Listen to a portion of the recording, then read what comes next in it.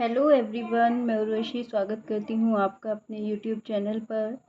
और आज हम करने वाले हैं बहुत ही ज़्यादा इम्पॉर्टेंट टॉपिक जो कि एमएड में ज़रूर पूछा जाता है और ये थ्योरेटिकल बेस से बहुत ज़्यादा इम्पॉर्टेंट है और इससे यूजीसी नेट में भी ज़रूर क्वेश्चन पूछा जा रहा है पिछले 2-3 बारी से। तो ये टॉपिक अपने आप में बहुत ज़्यादा इम्पॉर्टेंट हो जाता है और हम करने वाले हैं हिल्डा टाबा मॉडल जो कुरिकुलम डेवलपमेंट के लिए था। तो चलिए इसे देखते हैं, डिटेल में करने वाले हैं। पूरी थ्योरी आपको मिलेगी यहाँ पे, पूरी वीडियो देखिएगा और समझिएगा कि इन्होंने क्या कहा। चलिए स्टार्ट करते हैं।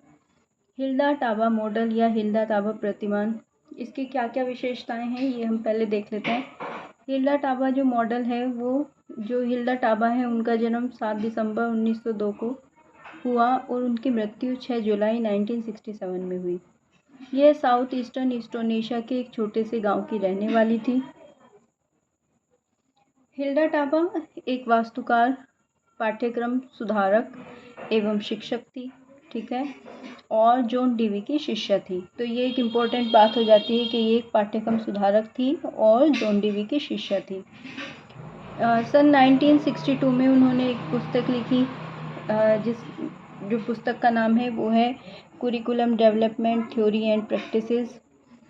नेक्स्ट आता है कि हिल्डा टाबा का विचार था कि पाठ्यक्रम निर्माण का कार्य अध्यापक को शुरू करना चाहिए, न कि उच्च पद अधिकारियों को। ठीक है, ये सबसे इम्पोर्टेंट बात इन्होंने कही कि जो पाठ्यक्रम का निर्माण है वो कोई उच्च पद अधिकारी ना करे, उसको जो ये पाठ्यक्रम निर्माण का कार्य है वो केवल अध्यापक को ही करना चाहिए।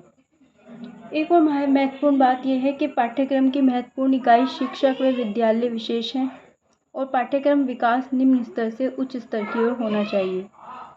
नेक्स्ट पॉइंट है, इस प्रतिमान के अनुसार छात्र, अध्यापक, अभिभावक एवं समाज मिलकर पाठ्यक्रम का विकास करें। ठीक है, तो जो पाठ्यक्रम विकास का जिसमें योगदान होने वाला है वो है छात्र, अध्यापक, अभिभावक एवं समाज। नेक्स्ट पॉइंट कहता है कि यह प्रतिमान पाठ्यक्रम के इस सिद्धांत पर बना है कि पाठ्यक्रम उनके अनुरूप होना चाहिए जिन जिन पर उसे लागू किया जाना है और जिनके लिए उसे बनाया गया है।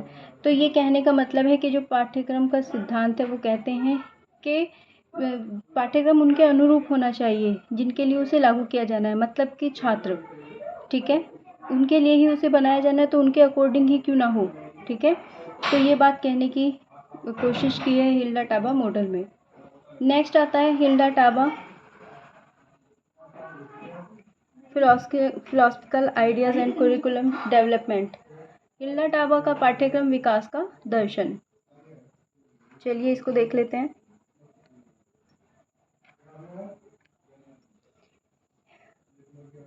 इसका पहला पॉइंट है कि टाबा के अनुसार पाठ्यक्रम एक सामाजिक प्रक्रिया है। ये बात तो हम सभी जानते हैं कि जो आपका पाठ्यक्रम है वो एक सामाजिक प्रक्रिया है और यह एक छात्र के समाजीकरण के विकास में सहायक है।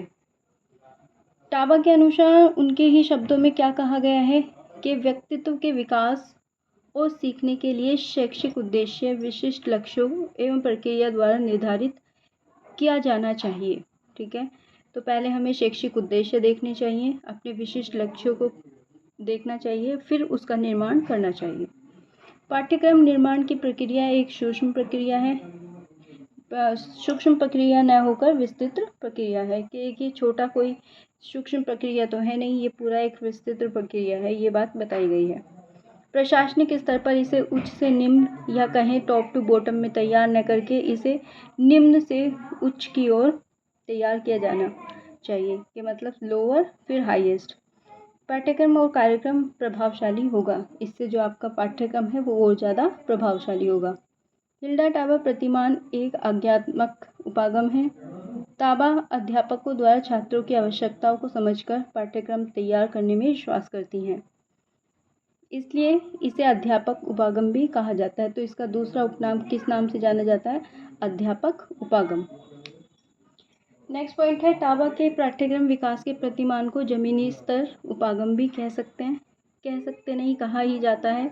इसको दूसरे नाम से जो जाना जाता है वो है ग्रॉस रूट मॉडल। ठीक है, जमीनी स्तर उपागम।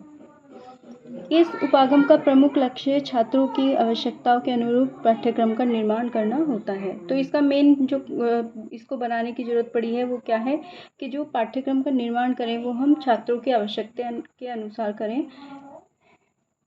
ये इसमें बताया गया है। नेक्स्ट पॉइंट आता है 7 step of Hilda Taba model.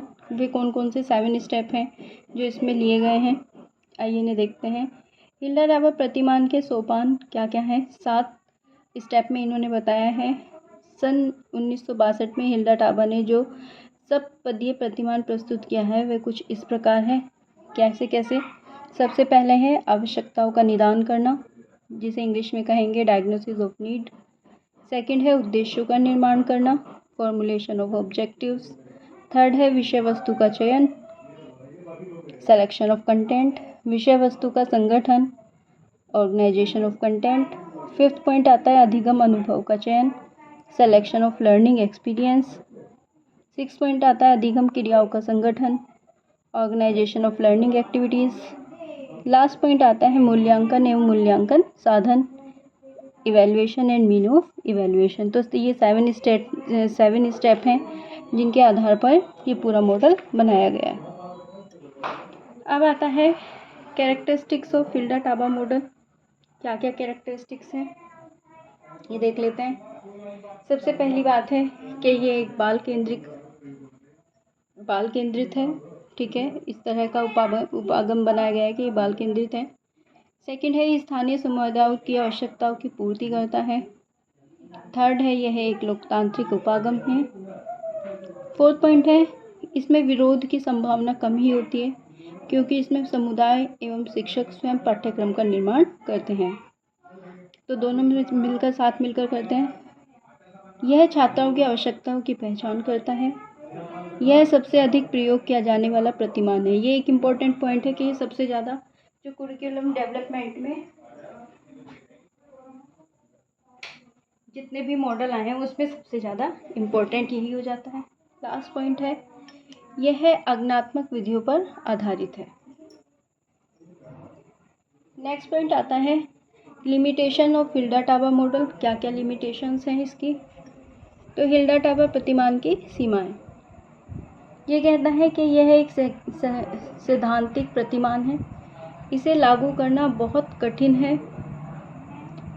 Second point है इसके लिए कुशल शिक्षकों का होना अति आवश्यक है जिन्हें पाठ्यक्रम निर्माण की जानकारी हो।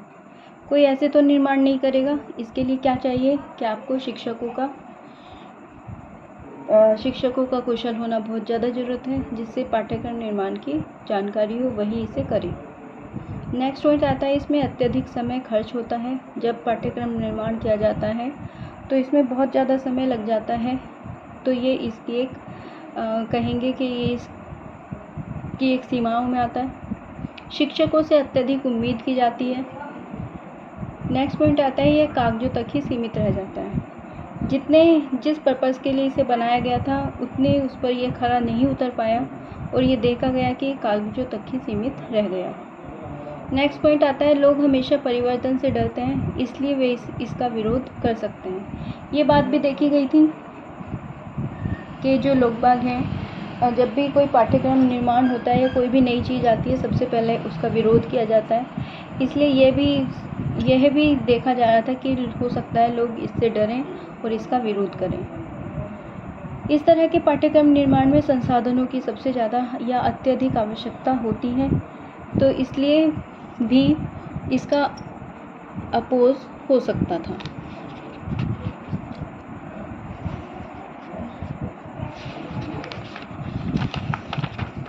तो ये यहीं तक था। हमने इसमें देखा 7 step proper characteristics of Hilda Taba model and limitations. तो ये अपने आप में पूरी थ्योरी थी। लॉन्ग क्वेश्चन में जब भी ये पूछा जाएगा आप इसके बारे में बता सकते हैं। स्टेप वाइज 1 बाय 1 सब कुछ बताया गया है और सबसे ज़्यादा इम्पोर्टेंट है इसके 7 स्टेप्स जो याद करना बहुत ही ज़्यादा सिंपल है और मैंने इस तरह से इसको प्रस्तुत किया है कि आपको एकदम याद हो जाएगा। आशा करती हूँ कि ये वीडियो आपको पसंद आई होगी और ऐसी ही और इम्पोर्टेंट वीडियोस के लिए हमारे चैनल को सब्सक्राइब करें और वीडियो को लाइक ज़रूर करें। फिर मिलेंगे किसी नई वीडियो के साथ। अब तक के लिए इतना ही।